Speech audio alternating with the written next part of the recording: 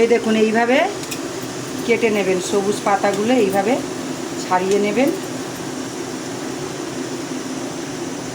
এইভাবে ছাড়িয়ে নেবেন। হয়ে গেল, ফ্রেশ হয়ে গেল। হয়ে গিয়ে এবারে এটাকে এইভাবে মুড়ে নেবেন, খুলে দেবেন এইগুলোকে, এইভাবে খুলে দিয়ে এই দেখুন এই হয়ে গেল। এটাকে এইভাবে ছুরির সাহায্যে একটু কেটে নেবেন।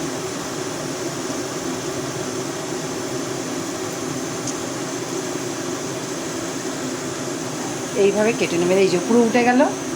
দিয়ে এটাকে এইভাবে রেখে দেবেন। সবগুলো হয়ে গেলে তারপরে কি কি পুর দেবেন আমি দেখিয়ে দেবো কীভাবে করব। এখানে দিয়েছি আলু সেদ্ধ, পেঁয়াজ,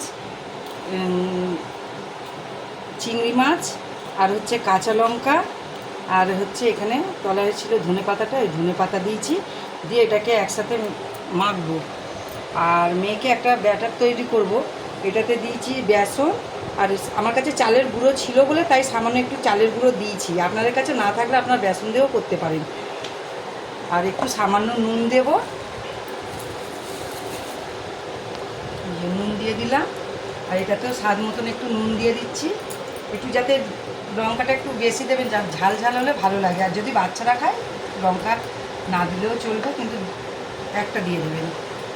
এবার করবো, কীভাবে করবো আপনাদের দেখাচ্ছি।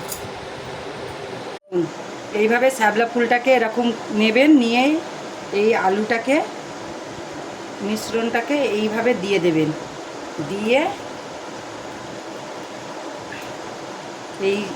এই দিয়ে দিলাম, দিয়ে এই বেসনে ডুবালাম।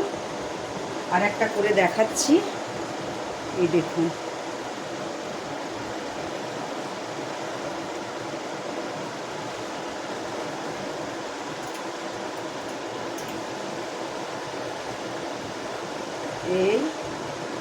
এই যে এইভাবে করবেন, করে এইভাবে মিশ্রণে দিয়ে দেবেন ব্যাটারটার মধ্যে। এই যে দিয়ে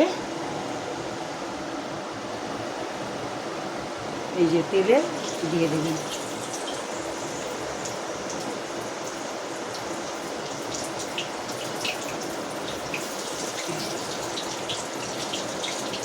এইভাবে করবেন, খুব ভালো লাগে। আপনাদের দাদাভাই প্রচণ্ড ভালোবাসে, দেখলেই নিয়ে আসে বাজারে। এই টাইমেই পাবেন বর্ষাকালে, দেখবে নিয়ে আসে, প্রচণ্ড ভালোবাসে। গরম এই যে একটু লাল লাল করে ভাজলে এটা বিকেলে মুড়ি দিয়েও ভালো লাগে, গরম করে করে খাবেন যখন ইচ্ছা হবে। একবার করে ট্রাই করে দেখবেন, সত্যি খুব ভালো লাগে খেতে। ঠিক আছে বন্ধুরা, টাটা।